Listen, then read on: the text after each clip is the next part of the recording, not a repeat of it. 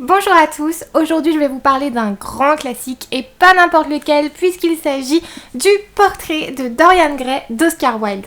Alors pourquoi est-ce que j'ai deux livres dans les mains? Parce que dans ma main gauche j'ai la version que tout le monde connaît, que l'on retrouve dans toutes les librairies, et à ma droite j'ai la version non censurée qui est sortie l'année dernière. Mais ça j'y reviendrai en temps voulu et en attendant découvrons qui est ce très cher Oscar Wilde. J'ai honte, mais je ne suis pas la seule, je pense, mais la toute première fois de ma vie que j'ai entendu parler d'Oscar Wilde, c'était dans le générique de l'Île de la Tentation, avec, si vous vous souvenez, la célèbre citation « Le seul moyen de se délivrer d'une tentation, c'est d'y céder ». Et ma deuxième référence, c'est quand même Gossip Girl, donc les livres, dans un premier temps, je lisais ça quand j'avais 12-13 ans, et le personnage de Dan est un grand passionné d'Oscar Wilde, et vu que j'étais un petit peu amoureuse de Dan à l'époque, je me disais, waouh, ça doit vraiment être quelque chose de fabuleux, Oscar Wilde. Et l'un des buts de ma vie lorsque je serai adulte, c'était de lire le portrait de Dorian Gray tout en buvant du gin. Donc j'ai réussi à accomplir ce but de ma vie, et c'est pas une petite chose quand même. Bref, passons ces références très importantes. Mais donc, du coup, l'Irlandais Oscar Wilde est né en 1854 et il connaît un succès foudroyant. Pourtant, il n'a écrit qu'un seul grand roman, c'est-à-dire Le Portrait de Dorian Gray, et plusieurs pièces de théâtre qui ont aussi connu pas mal de succès. D'ailleurs, petite anecdote pour démontrer à quel point Oscar Wilde est toujours resté très populaire, sa tombe est la plus visitée au cimetière du Père-Lachaise avec celle de Jim Morrison. Oscar Wilde, c'est le symbole du dandysme, c'est-à-dire prôner le culte de soi. Ça peut paraître extrêmement égocentrique, mais être un dandy, c'est un mode de vie qui consiste en faire de sa vie une œuvre d'art et de sa personne une œuvre d'art humaine. De toute façon, avec Oscar Wilde, on avait quand même affaire à un ego assez élevé, puisque l'une de ses plus célèbres citations, c'est « J'ai mis tout mon génie dans ma vie et seulement mon talent dans mes œuvres, rien que ça ». Oscar Wilde ressemble donc à son grand personnage littéraire Dorian Gray, qui est la représentation d'une œuvre d'art vivante. Oscar Wilde, c'est également un grand martyr. Il a été accusé d'homosexualité et emprisonné en 1895. Je vous rappelle qu'à cette époque, l'homosexualité et surtout la sodomie étaient vraiment punies par la loi. Et suite à son emprisonnement, il va mourir 5 ans après de la syphilis et va lui survivre son grand roman, ses pièces de théâtre et l'aura immortelle qui tourne autour de lui.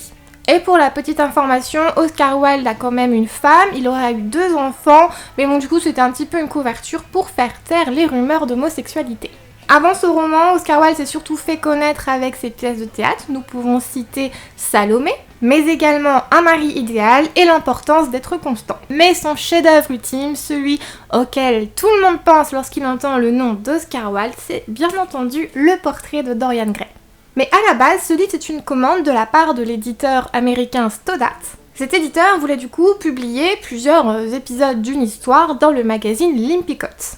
Et la version qu'Oscar Wilde a livrée à l'éditeur, ce n'est pas celle-ci, ce n'est pas celle que l'on retrouve en général dans les librairies, mais c'est celle-ci, mais j'y reviendrai encore plus tard.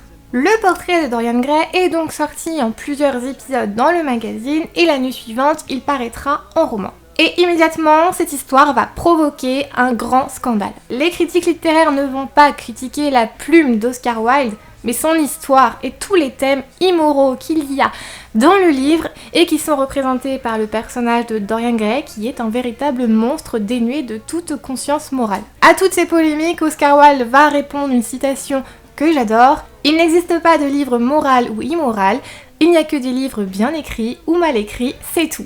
Après une petite présentation d'Oscar Wilde, très brève, mais il y aurait des tas de choses à dire sur cet auteur, je vais vous parler de Dorian Gray. Dorian Gray, c'est un héritier, un jeune et faible comme on peut dire, très beau, très pur au début de l'histoire, très innocent. Cette innocence va pas tarder à s'envoler après la rencontre de Dorian Gray avec Lord Henry. Cette première rencontre entre Dorian Gray et Lord Henry a lieu dans l'atelier du peintre Basil Hallward qui est en train de faire les finitions du fameux portrait de Dorian. Dorian est en train de poser, les descriptions mettent vraiment l'accent sur ses cheveux dorés, sur son teint blanc, sur sa bouche rouge. Vraiment, en fait, Oscar Wilde nous peint un tableau dès les premières lignes. L'écriture, du coup, nous submerge immédiatement.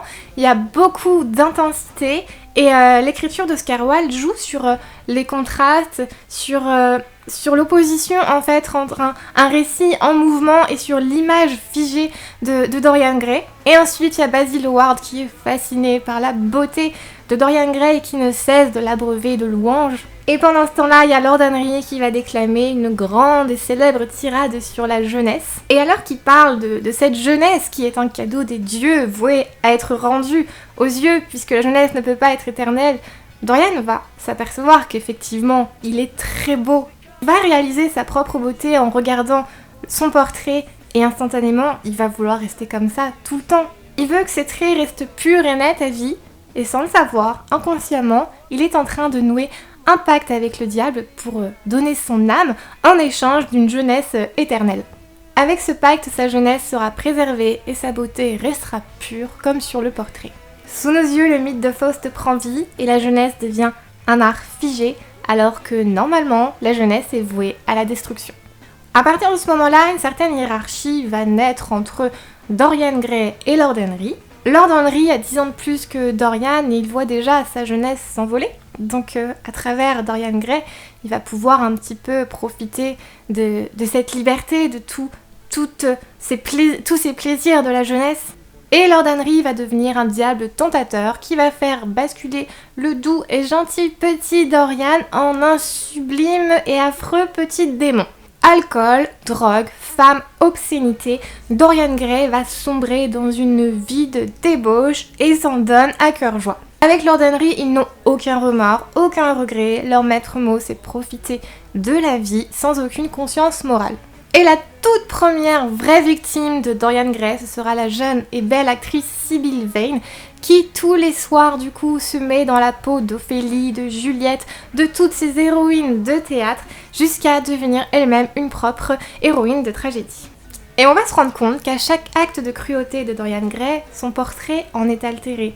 Ça peut être un sourire mesquin qui apparaît, une ride, une tache de sang. Au départ, Dorian est fasciné par ces transformations, puis logique, il devient terrifié parce que plus il continue dans son mode de vie de débauche, plus le portrait change. Et le portrait représente la véritable âme de Dorian Gray et il va tout faire pour le cacher aux yeux du monde. Donc il va cacher le portrait, il va bien garder la clé et il va continuer sa vie décadente pendant plusieurs années. Voici donc une grosse partie du début de l'histoire du portrait de Dorian Gray. Rassurez-vous, je n'ai pas tout dévoilé, il va encore se passer plein de choses. Ce roman est à la fois philosophique et fantastique, mais je dirais quand même beaucoup plus philosophique, parce que finalement les aspects fantastiques se révèlent qu'avec le tableau qui se retrouve altéré, et puis avec ce pacte qui a été noué avec le diable, mais on ne le voit pas trop dans l'écriture. C'est philosophique parce qu'il y a une dimension de l'art extrêmement importante. Un art en fait qui érige la jeunesse comme quelque chose d'artistique, d'éternel. C'est également un livre social qui nous dépeint avec beaucoup de cynisme une aristocratie très très décadente. C'est un incontournable et un chef-d'œuvre selon moi, que ce soit dans les thèmes évoqués, dans la façon dont c'est raconté, avec l'écriture très vindicative et ciselée d'Oscar Wilde, une histoire complètement terrifiante. Pour moi, c'est quand même l'un des grands chefs-d'œuvre de la littérature anglaise. Et pourtant, c'est court, c'est vraiment trop court, ça fait que 250 pages. Et l'histoire est hallucinante. J'aurais bien aimé que ce soit beaucoup plus long, mais finalement, comme ça, on n'a même pas le temps de s'ennuyer. Quoique des fois, il y a quand même des descriptions assez longues qui peuvent agacer certains lecteurs. Moi, ça m'a pas plus dérangé que ça. Tout n'est que folie, fascination, exaltation des sens dans ce roman qui va durer mais sur plusieurs dizaines d'années et c'est hallucinant en fait. Pour ça, j'aurais bien aimé que ce soit plus long.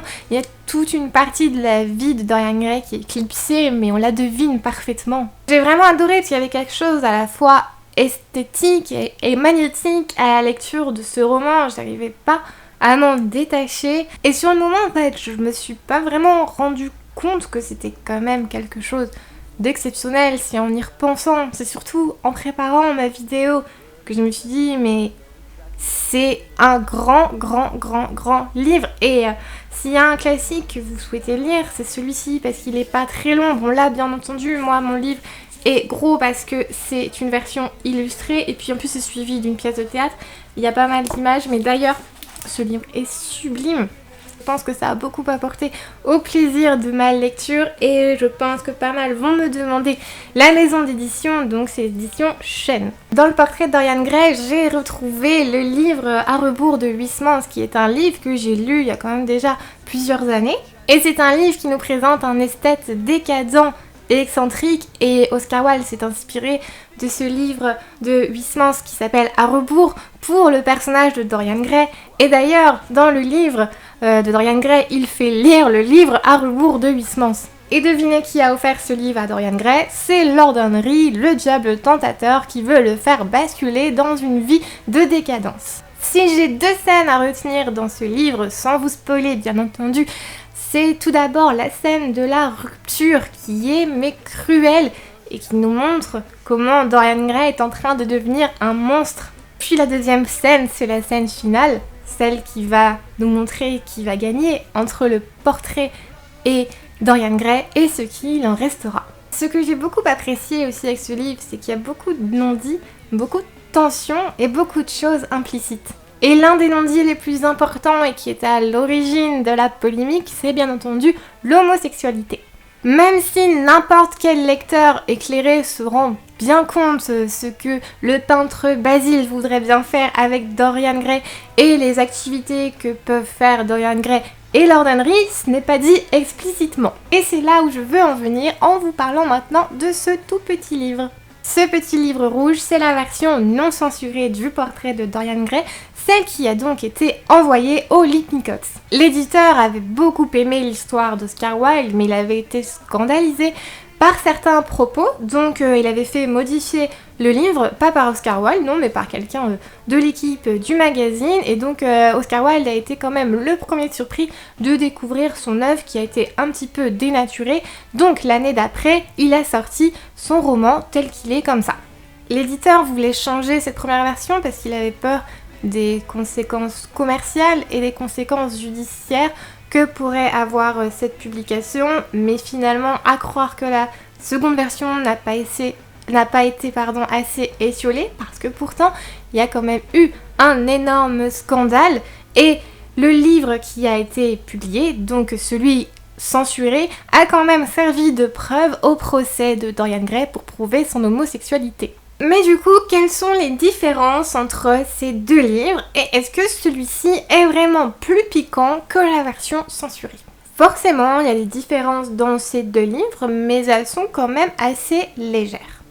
Déjà, tout d'abord, la première version, celle-ci est beaucoup plus courte. Il y a 6 chapitres en moins, mais ça n'empêche pas d'être plus directe et plus transgressive. Les personnages sont beaucoup plus exacerbés, beaucoup plus éloquents et donc forcément on devine plus facilement leurs intentions. Juste un petit exemple parmi tant d'autres, rappelez-vous lorsque Basil est en train de peindre le portrait de Dorian Gray, il ne cesse de lui dire à quel point il est beau, tout ça, même si on devine la fascination qui va au-delà de l'amitié, c'est pas dit clairement. Mais dans celui-ci, Basil va quand même dire mot pour mot à Dorian Gray « Il est vrai que je t'ai adoré bien au-delà de ce qu'un homme devrait ressentir pour un ami. Je n'ai jamais aimé aucune femme et toi je t'ai aimé d'un amour fou, extravagant et irrationnel. » Alors maintenant, vous comprenez pourquoi une phrase comme ça pouvait pas du tout passer au 19e siècle. Maintenant, c'est complètement normal, mais rappelez-vous, du coup, comme je disais en introduction, que l'homosexualité était punie par la loi. Bref, il y a quelques petites différences comme ça, c'est surtout dans les dialogues, mais l'histoire reste inchangée. Il n'y a pas du tout de scène beaucoup plus croustillante, contrairement à ce que j'aurais pu m'attendre, parce que finalement, tout est dans les dialogues et tout est dans l'éloquence des personnages qui sont beaucoup plus exaltés. Bref, cette réédition, elle complète l'œuvre que l'on connaît, elle ne la remplace pas du tout, mais elle permet d'apporter une nouvelle appréciation au roman et pour un lecteur qui a lu les 2 versions, ça permet de faire un petit jeu pour trouver les différences. Je pense que vous allez certainement me demander quelle est la meilleure version, vers laquelle se tourner. Honnêtement, j'aurais du mal à choisir laquelle est la mieux parce que finalement, elles se ressemblent énormément et je les ai lues à 2 semaines d'intervalle. Peut-être que pour l'histoire, je choisirais la version, on va dire, censurée. parce qu'elle est plus longue, il y a 6 chapitres en plus, donc déjà que le livre fait que 250 pages, un peu plus de Dorian, c'est beaucoup plus de plaisir quand même.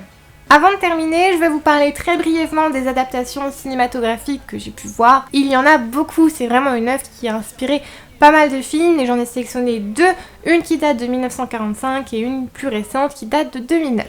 Il y a d'abord l'adaptation d'Olivier Parker en 2009 avec Ben Barnes dans le rôle de Dorian Gray et Colin Firth dans le rôle de Lord Henry. Clairement, personnellement, je ne trouve pas que ce film soit une réussite et j'ai détesté le fait qu'il y ait des grosses libertés prises dans la réalisation qui occultent des pans entiers de l'histoire qui sont mais vitaux, je trouve, pour la cohérence du livre. Et puis il y a des ajouts de trucs complètement inutiles. Et j'ai aimé l'ambiance très décadente. Là, on était à fond dedans, même si c'était parfois cliché et attendu. Mais surtout, ce que j'ai aimé, c'est quand même Colin Firth qui est parfait dans le rôle de Lord Henry. Et puis, bien entendu, voir le tableau changer en mouvement, ça apportait quelque chose de très terrifiant parce qu'on le voyait que par petits bouts et c'est à la fin qu'il se dévoile finalement à nous, même si bon, les effets spéciaux sont pas terribles, ça apportait une dimension terrifiante que j'ai adorée. Donc ce film, pour le divertissement, ça passe, mais pour rendre hommage au roman, je dis non. J'ai ensuite vu l'adaptation de 1945 par Albert Lewin, qui est très fidèle à l'histoire, les très bien jouée, mais forcément plutôt gentillette, parce que à l'époque, on ne pouvait pas forcément prendre toutes les libertés. On sentait qu'il y avait une sorte de censure pour rester dans les codes cinématographiques, donc on percevait pas vraiment la folie de Dorian Gray, mais c'était quand même une belle adaptation. Et je n'ai pas eu le temps, mais j'aurais bien aimé regarder la série Penny Dreadful parce qu'il y a le personnage de Dorian Gray. Je n'ai jamais regardé cette série, donc je ne sais absolument pas comment c'est amené. Donc j'aimerais bien que vous me dites en fait si c'est bien et comment c'est fait, parce que je voudrais bien prendre le temps de la regarder. Mais c'est vrai qu'il y a quand même pas mal de saisons et en général quand je commence une série c'est pour la terminer. Donc dites-moi si ça vaut le coup. Et voilà pour la vidéo sur le portrait de Dorian Gray. J'ai l'impression d'avoir oublié plein de choses parce que c'est ça la force d'un classique, c'est qu'il y a une tonne de choses à dire et j'ai dû choisir, j'ai dû sélectionner. J'avais envie de vous parler de plein de choses, mais le temps passe. Et mais si j'ai un conseil à vous donner, c'est de découvrir cette histoire. Pour tous les amoureux du portrait de Dorian Gray, parce que je sais qu'il y en a beaucoup parmi vous qui attendaient cette vidéo avec impatience, ça faisait longtemps que je devais la faire. N'hésitez pas à me dire ce que vous avez préféré dans le livre. Et puis d'ailleurs, je rebondis sur la citation d'Oscar Wilde qui disait « Il n'y a pas de livre moral ou immoral, il y a juste des livres bien écrits ou mal écrits, c'est tout ». Je veux savoir ce que vous en pensez, parce que c'est vrai que les avis, si c'est bien écrit, mal écrit, c'est très subjectif. Mais je suis quand même plutôt d'accord avec cette citation. D'ailleurs, ça me fait penser que très récemment, j'ai lu Justine ou les malheurs de la vertu du marquis de Sade. C'est difficile en fait de justifier quand on lit et quand on aime le marquis de Sade, et je trouve que ça rentre complètement dans cette citation parce que c'est un livre là complètement immoral. Et pourtant, il y a une fascination, il y a un esthétisme dans l'écriture du marquis de Sade. Et je voulais du coup savoir ce que vous pensiez de ça, savoir si on pouvait vraiment parler de tout dans les livres. Je vous remercie d'avoir regardé cette vidéo, j'espère qu'elle vous aura plu. C'est vraiment quand je vous parle de classique que je m'éclate le plus, donc j'ai hâte de refaire une nouvelle vidéo là-dessus très vite. Mais la prochaine vidéo, ce sera une vidéo spéciale Young Adult pour changer un petit peu. Je vous fais plein de bisous et je vous dis à bientôt.